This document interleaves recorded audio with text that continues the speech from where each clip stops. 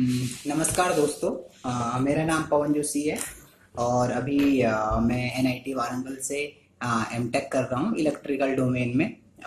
मेरी branch power systems है। Electrical में एनआईटी वारंगल में पावर सिस्टम्स और पावर इलेक्ट्रॉनिक्स दो ही ब्रांच, दो ही स्पेशलाइजेशन है एनआईटी वारंगल पे। तो एक्चुअली मैं सोच रहा था ये वीडियो मैं बनाऊं उन लोगों के लिए जो दिल्ली में, हैदराबाद में कोचिंग करते हैं और फिर ये सोच रहे होते हैं कि हमको एनआईटी वारंगल एमटेक करने के लिए जाना चाहिए या नहीं जाना चाहिए, और या हमको एक साल फिर से गेट की कोचिंग करनी चाहिए या नहीं करनी चाहिए।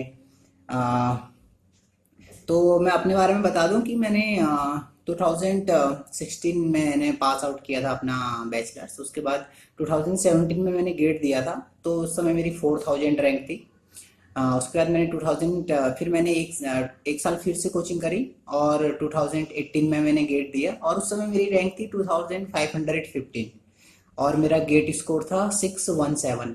तो उस गेट स्कोर के साथ मुझे एनआईटी वारंगल में पावर सिस्टम मिल गई, पावर सिस्टम मिल गया। और उसके बाद जब सारे लोग ज्वाइन नहीं करते हैं एमटेक के लिए, तो फिर मैं अपनी अपने स्पेशलाइजेशन को, मेरे पास एक चांस था कि अपने स्पेशलाइजेशन को मैं पावर इलेक्ट्रॉनिक्स वाली ब्रांच में कन्वर्ट कर लूँ। मेरा इतना स्कोर था, पर मुझे पावर सिस्टम्स ही लेना था, इसलिए मैं पावर सिस्टम्स पे रहा। तो जो मेन बात है वो ये है कि एमटेक एनआईटी वारंगल में प्लेसमेंट्स कैसा है, और एनआईटी वारंगल में कंपनियां आती हैं कि नहीं आती हैं, कंपनीज का पैकेज क्या है। जो क्योंकि फाइनली जैसी अभी सिचुएशन है, मैंने ध्यान दिया है जितना बच्चे लोग चाहते हैं, उनका फर्स्ट पर्पज है किसी का भी कि जॉब लेना, कि पहले जॉब होनी चाहिए, फिर सेकेंडरी हम देखेंगे कि हमने हायर स्टडीज में जाना है या नहीं जाना है। तो मैं तुमको एक आइडिया देना चाहता हूँ, मतलब कि एमटेक करना किस हद तक सही है और नहीं। तो मैं अपने सीनियर्स का लूंगा कि मैं, मेरा बैच तो 2018 से 2020 बैच है, क्योंकि मैंने 2018 का गेट देने के बाद ज्वाइन किया था। तो अभी मेरा 1 ईयर कंप्लीट होने वाला है। अभी मेरे मई में एग्जाम होंगे, तो मेरा एक फर्स्ट ईयर कंप्लीट हो जाएगा। तो मैं तुम्हें बताना चाहता हूँ कि जब मैं 2018 में एनआईटी वारंगल आया था, मैं आया था जुलाई लास्ट, अप्रैल फर्स्ट में जब हम 2018 में मैं एनआईटी वारंगल आया था। तो जैसे ही मैं कॉलेज में आया, कंपनियां आना शुरू हो गई थी। और वो कंपनियां जॉब के लिए नहीं आती हैं, वो कंपनियां इनिशियली में आती है इंटर्नशिप के लिए। वो कंपनियां तुम्हें ऑफर करती है इंटर्नशिप। वो कंपनियां तुम्हें एक साल के लिए इंटर्नशिप ऑफर करेंगी। तो कौन कौन सी कंपनियां आती है? जनरल इलेक्ट्रिक कंपनी आती है, कैटरपिलर कंपनी आती है, तोशिबा कंपनी आती है, जिंदल कंपनी आती है। बहुत सारी कंपनियां हैं जो इंटर्नशिप के लिए आती हैं फर्स्ट ईयर में। मतलब अभी मैं ज्वाइन ही किया है, अभी मैंने अभी अगस्त का पहला ही, अभी मेरे ज्वाइन करे कुछ दिन ही थे 2018 में, कि कंपनियां आना शुरू होगी और हम सब लोग अलाउ थे कंपनी में बैठने के लिए। तो अगर तुम सेलेक्ट हो जाते हो तो कंपनी तुम्हें इंटर्न ऑफर करेगी। इंटर्न तुम्हें ऑफर होगा फर्स्ट ईयर के बाद, जब तुम अपना एमटेक का पहला साल कंप्लीट कर लोगे। उसके बाद तुम्हें कंपनी, उसके बाद सेकंड ईयर में प्रोजेक्ट के बदले तुम इंटर्नशिप के लिए जा सकते हो उस कंपनी में, जिस कंपनी में तुम सिलेक्ट हो। और फाइनली जॉब के लिए कंपनी आती है सेकंड ईयर के एंड में। तो अभी तो इनिशियल में ही कंपनी आ चुकी थी। उसके बाद फिर पहला सेमेस्टर मेरा स्टार्ट हुआ और तो हमने अपने सीनियर्स से इस बारे में पूछा था कि हमें क्या गेट की तैयारी करनी चाहिए जब हम एमटेक का अपना फर्स्ट ईयर करते हो। तो हमारे सीनियर्स ने हमें बताया था कि पहले ये फर्स्ट ईयर में दिक्कत होती है एनआईटी वारंगल में। एक्चुअली मैं अपना जितना हद तक मैं अपना एक्सपीरियंस बताऊंगा, तो मैं तो कहूँगा कि एनआईटी वारंगल की पढ़ाई बहुत अच्छी है एमटेक में। हाँ, फैकल्टीज बहुत अच्छे हैं और पढ़ाई होती है। तुम ऐसा नहीं सोच सकते हो कि बस तुम साथ साथ एमटेक भी कर लोगे और गेट भी कर लोगे। कम से कम फर्स्ट ईयर में तो नहीं, फर्स्ट ईयर में जहां तक मैं तुम्हें सजेस्ट करना चाहूंगा, अगर तुम एनआईटी वारंगल में आते हो और एमटेक करते हो, तो फर्स्ट ईयर में तुम गेट की तैयारी मत करो। फर्स्ट ईयर में तुम नॉर्मल जो तुम्हें क्लासेस चलती हैं उन सबको प्रिपेयर करो, और सेकेंड ईयर में तुम गेट की तैयारी कर सकते हो। अभी तो मैं फर्स्ट ईयर में हूँ, तो मैं सेकेंड ईयर का कह नहीं सकता। अभी जब मैं सेकेंड ईयर में जाऊंगा तो मुझे पता चलेगा कि कितना टाइम हमें सेकेंड ईयर में मिलता है। पर फर्स्ट ईयर मेरा कंप्लीट होने वाला है, बस मेरे एग्जाम अब होने वाले हैं फाइनल के। तो मुझे इतना पता है कि फर्स्ट ईयर में बहुत कम टाइम मिलता है। अगर तुम गेट की तैयारी करने में लगोगे तो तुम अपना सिलेबस कवर नहीं कर पाओगे।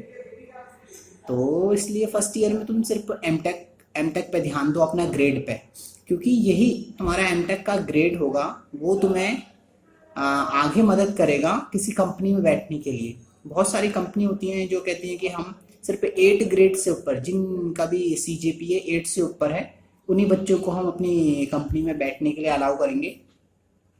तो इसलिए इसीलिए हमारे सीनियर ने भी हमें सजेस्ट किया था कि फर्स्ट ईयर में गेट की तैयारी मत करना, तुम अगर गेट की तैयारी करना चाहते हो तो सेकेंड ईयर में भी कर सको। तो मैं अपने सीनियर्स के उसमें तुम्हें बताना चाहूँगा कि जो मेरे सीनियर्स थे वो टोटल 34 स्टूडेंट्स थे, जिसमें से आ, जिसमें से 13 स्टूडेंट्स का फर्स्ट ईयर में ही, जब 13 स्टूडेंट्स का फर्स्ट ईयर में ही जॉब लग गई थी, तो 13 स्टूडेंट ही चले गए थे, तो 21 बचे हुए थे। 21 रिमेनिंग स्टूडेंट्स में से अभी इस बार एक हमारे सीनियर सर की तोशिबा में जॉब लगा है 4 lakhs का। हाँ, एक सीनियर मैम की जॉब भी लगी है तोशिबा में 4 lakhs की। एक सर की जॉब लगी है जनरल इलेक्ट्रिक में 9.5 लाख की। एक सर की जॉब लगी है कैटरपिलर में 11.008 लाख की। एक मैम की जॉब लगी है TCS में 5.5 लाख की, टाटा कंसल्टेंसी सर्विसेज। और एक मैम की जॉब लगी है LNT में कॉलेज से 6.5 लाख की। पर उन मैम ने एक्चुअली, वो टॉपर मैम थी हमारी, तो सीनियर, तो उन्होंने SSC JEE भी क्लियर किया था, और उन्होंने इस बार गेट भी दिया था, तो उनके 87 मार्क्स थे गेट में। तो इसीलिए तो, पर क्योंकि उन्होंने, ये सेकंड ईयर है उनका ना, तो उन्होंने सेकंड ईयर में तैयारी करी, तो तुम्हारे पास सेकंड ईयर में काफ़ी टाइम होता है, तुम तैयारी कर सकते हो गेट के सेकंड ईयर में। एक सर की गवर्नमेंट जॉब लगी है कोचिन शिपयार्ड लिमिटेड में, पर ये जॉब सर ने इसका खुद एग्जाम दिया था, ये कॉलेज का थ्रू कुछ नहीं है। तो उन सर का पैकेज है 14 लाख का। तो इसलिए मैं तुम्हें सजेस्ट करना चाहूँगा कि जो लोग भी कोचिंग कर रहे हैं और जिन्हें 1 साल 2 साल या 3 साल कोचिंग करते हो चुका है, देखो सबसे पहली बात तो ये है कि गेट एक प्रिडिक्टेबल एग्जाम नहीं है। अगर तुम्हें अपने आप पर बहुत ज़्यादा भरोसा है तो तुम बैठ सकते हो गेट के लिए। अगर तुम थोड़ा बहुत शक की गुंजाइश रखते हो कि गेट निकल भी सकता है, नहीं भी निकल सकता है, तो मैं तो ये सजेस्ट करूंगा कि तुम मास्टर्स के लिए आ जाओ, क्योंकि मास्टर्स करना बहुत ज़्यादा डिफिकल्ट नहीं है। क्योंकि अगर तुम अच्छे NIT और IITs में जाते हो तो वहाँ तुम्हें फैकल्टीज पढ़ाएंगी। तो अगर क्योंकि हम लोग बीटेक एक नॉर्मल एवरेज है, मेरा जो कॉलेज था बीटेक का वो था DIT देहरादून का। तो हम लोग बहुत ज़्यादा बच्चे पढ़ते नहीं हैं बीटेक में, तो उसके बाद थोड़ा तकलीफ होता है। तो बाद में फिर 2 साल कोचिंग करी। तो उसके बाद अगर एमटेक करना चाहते हो, अगर तुम कोचिंग कर रहे हो और तुमने 1 या 2 साल अपना स्पेंड कर दिया है, तो मैं तुम्हें सजेस्ट करूंगा कि तुम अब अपना टाइम स्पेंड ना करो और मास्टर्स के लिए आ सकते हो उसके बाद। और तो ये सोच के मत आना मास्टर्स में कि हमें स्टाइपेंड मिलेगा 12,400 का और हम गेट की तैयारी करते रहेंगे। फर्स्ट ईयर तुम अपना डेडिकेट करो सिर्फ मास्टर्स के लिए, ताकि तुम्हें CGPA मिले। अभी करेंटली कॉलेज में कंपनियां आ रही हैं फिर से इंटर्नशिप के लिए। वो इंटर्नशिप के लिए कंपनियां आते रहती हैं। जब मैंने एडमिशन लिया था 2018 में, तब भी आई थी, दिसंबर के टाइम पे भी आई थी, और अभी भी कंपनियां आ रही हैं, क्योंकि इंटर्नशिप स्टार्ट होती है एमटेक के सेकंड ईयर में, तो फर्स्ट ईयर कंप्लीट कंपनी आते रहती हैं। तो अभी मैंने रिसेंटली कैटरपिलर में मैं उन्होंने मुझे सेलेक्ट किया था। कैटरपिलर कंपनी आई थी तो उन्होंने सेट किया था कि जिस का भी एमटेक फर्स्ट सेम में, क्योंकि अभी ये सेकंड सेम में तो हमें ग्रेड मिले नहीं है, तो कंपनी ने डिसाइड किया था कि जिसने फर्स्ट सेम में 8 ग्रेड, जिसका CGPA 8 ग्रेड से ऊपर है, उन्हीं को हम बैठना अलाउ करेंगे। इसलिए मैं कह रहा था कि एमटेक का CGPA या ग्रेड इम्पोर्टेंट है, इसलिए तुम फर्स्ट सेमेस्टर और सेकंड सेमेस्टर में अपने ग्रेड का ध्यान रखो। सेकंड ईयर में तुम गेट की तैयारी कर सकते हो। तो मेरा CGPA 8.38 था, तो मैं कैटरपिलर में, मैं लगभग सारी कंपनीज में बैठने के लिए अलाउ हूँ। जिनका भी CGPA 8 से ऊपर होता है वो सारी कंपनीज में बैठने के लिए अलाउ होते हैं। तो कैटरपिलर में मैं बैठा, कैटरपिलर का इंटरव्यू दिया था मैंने, पर कैटरपिलर में मेरा हुआ नहीं। तो अभी मैंने ABB का इंटरव्यू दिया हुआ है, अभी उसका रिजल्ट नहीं आया हुआ है, और अभी जिंदल कंपनी आने वाली है, और कंपनियां आते रहेंगी, कंपनियां आते रहती हैं।